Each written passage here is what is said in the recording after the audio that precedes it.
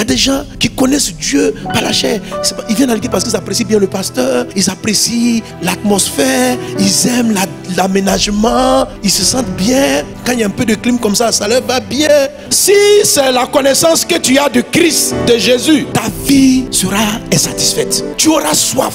Tu vas connaître la soif due au problème de la profession. Tu vas connaître la soif due au problème de foyer. Tu vas connaître la soif parce que tu seras dans des conflits chroniques avec tes enfants. En fait, tu vas marcher avec Jésus, mais tu vas voir que les problèmes qui arrivent aux païens t'arrivent aussi. Mais pourtant, tu viens à l'église et puis tu pries. C'est à cause du type d'image que tu as de Dieu, de Jésus là. C'est ça ton problème. Tu as besoin du Christ. Il faut que tu ailles de l'avant. L'eau qui sort du rocher pour voir au besoin étanche ta soif. Quel que soit le défi, quel que soit le challenge, tu vis dans le surnaturel constant. Tout est une affaire de rocher. C'est la même chose dont je suis en train de parler. Quand il dit, si quelqu'un entend la parole de Dieu et la met en pratique, il est semblable à un homme qui, bâtissant une maison, ta vie est ta maison, a creusé. Il dit, il a creusé. Il dit 2 fois creusé et il a mis sa maison sur le rocher. Il dit, la pluie est venue, les torrents ont coulé, le vent a soufflé, mais la maison là, elle n'est jamais tombée. Pourquoi? Parce que c'est une maison qui était bâtie sur le rocher. Mais qui est le rocher? C'est Christ. Premier creuset là, c'est aller derrière ta chair. Deuxième creuset, c'est aller derrière ton âme. Il dit, il a creusé. Il dit non, je ne vais pas connaître Jésus dans ma chair. Il arrive au niveau des émotions. Ce sont les chrétiens émotifs. Les chrétiens émotifs sont des gens qui, dès qu'ils sont vexés dans l'église, ils quittent l'église. Ils marchent dans l'église en fonction de leurs émotions et de leurs sensations. Les chrétiens émotifs, ce sont des personnes qui ont du caractère. C'est-à-dire, leur âme les dirige. Ils font les choses par rapport à ce que leurs émotions ressentent. Les chrétiens charnels, là c'est les sensations charnelles. Les chrétiens charnels, ceux qui ne creusent pas. Ils creusent 2 fois. Premier, tu n'as pas fait le premier trou là. Ce sont les chrétiens charnels. Ce sont des gens qui arrivent à l'église. Ceux qui connaissent de Jésus, c'est celui qui décante les situations charnelles. Lorsqu'on dit ce soir, prière spéciale pour tous ceux qui veulent se marier, les chrétiens charnels sont très motivés à venir au culte. Si on dit ce soir, enseignement sur aimer Jésus, je suis occupé. C'est-à-dire, ce qui les amène même au culte, c'est la satisfaction d'un besoin corporel. Mariage, travail, tout ce qui peut nourrir leur corps et ce qui les motive. Alors, ce genre de personnes, c'est très difficile. Il faut toujours leur demander pardon, viens à l'église, pardon. Et il faut trouver des thèmes puissants. C'est la raison pour laquelle des pasteurs se sont transformés ainsi. Ils vont te créer des thèmes. 18 lois pour quitter la pauvreté et devenir multimilliardaire. Ces gens de chrétiens, ils sont là à l'affût sur internet cherchant. Il paraît qu'il y a un prophète qui arrive. Quand il tend la main comme ça, tu te maries en même temps. Alors là-bas, et les gens sont nombreux, remplissant les gens de programme. Ces gens ne vont pas rencontrer le Christ. Après que le pasteur ait prié pour eux, ils auront peut-être une guérison. Mais le problème va reprendre demain, après-demain. Tant que tu n'as pas rencontré le rocher, la soif, elle va te frapper en Exode 17. Elle va revenir en aigle, nombre 20. Le même problème, nombre 20. On reprend encore. Donc, vous allez remplir les programmes, mais vous n'aurez pas la solution. Parce que la solution ne se trouve pas dans la personne qui est en train de prier pour toi. Dieu veut que tu ailles plus loin que ta chair. Il faut creuser un peu encore. Il ne faut pas être superficiel. Les gens superficiels ne peuvent pas voir le Christ. Quand tu vas trouver le Christ, Dieu va répondre. Mais si tu viens simplement à l'église et tu vas à des programmes qui répondent à tes besoins corporels, si c'est ça seulement pour lequel tu es motivé d'aller à la maison de Dieu, c'est dommage. Il y a beaucoup de choses que tu vas perdre. Tu risques de rater vraiment ta vie. Le deuxième groupe de chrétiens, c'est ceux qui ont creusé jusqu'à l'âme. Donc ils sont des chrétiens émotifs. Alors ceux-là, ils ont l'air plus spirituels que ceux qui aiment la chair. Eux, ils ne cherchent pas des miracles forcément. Ils aiment les relations. La manière dont ils sont traités. Quand ils sont maltraités dans l'église, maltraités, pas forcément les insulter, mais 3 personnes ne les ont pas salués.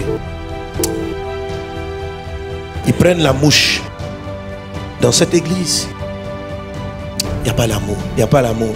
Quand Dieu veut te faire rencontrer le Christ, il faut qu'à un moment donné, il te fasse creuser l'âme. Il va te confronter à une soif d'attention et d'affection. Tu sais, s'il veut te faire creuser, là, quand il veut que tu enlèves la chair, il va permettre à ce que ta chair soit dans un problème. Si tu as passé ce niveau, il va permettre à ce que ton âme soit dans un problème.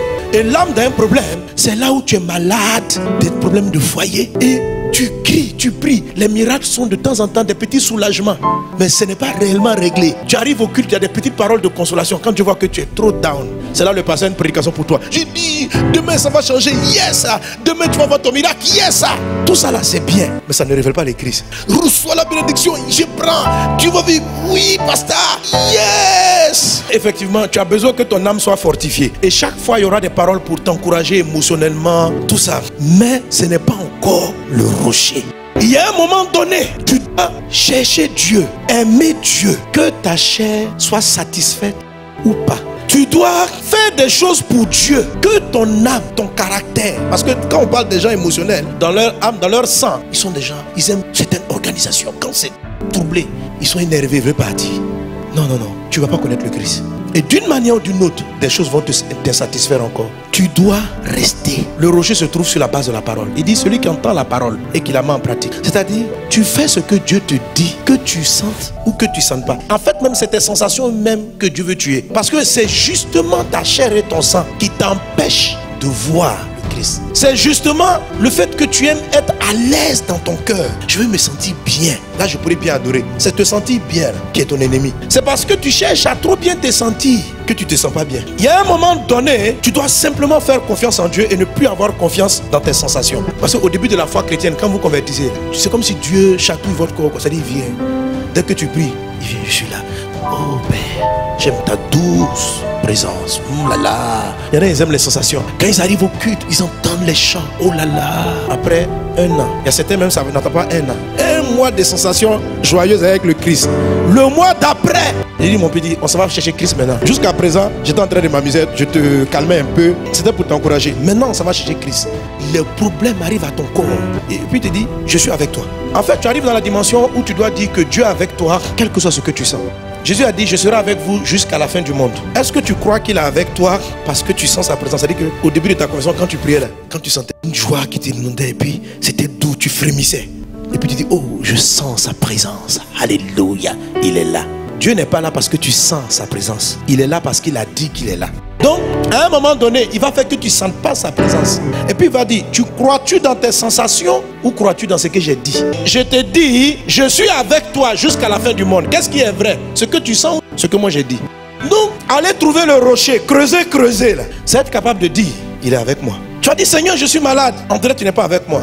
Non, il n'est pas avec toi parce que tu es bien portant ou parce que tu ne te sens pas bien. Il est avec toi parce qu'il a dit, je serai avec toi jusqu'à la fin du monde. Donc, on trouve le rocher lorsque, quel que soit ce que tu sens, tu affirmes sa parole. C'est pourquoi pendant un temps, il doit t'enlever ce que ton âme aime, ce que ta chair aime, pour que tu ne t'appuies que sur ce qu'il a dit. C'est la raison pour laquelle Abraham a vécu ce miracle. Dieu dit, d'habitude vous là, c'est votre chair qui vous dit que vous allez avoir des enfants. Ta chair te dit que tu ne peux avoir des enfants que jusqu'à 30-40 ans. Mais vas-tu croire dans ta chair ou vas-tu croire que moi, Dieu là, je dis, je te donne des enfants? Il y a quelqu'un qui dit, mon âge est en train de passer. C'est Dieu qui a dit que tu allais te marier. Donc, il peut tarder le mariage jusqu'à ce que tu crois qu'en dépit de ton âge, il va le faire. Que tu ne crois pas dans tes expériences, mais juste dans sa parole. Alléluia. Reçois la révélation du Christ.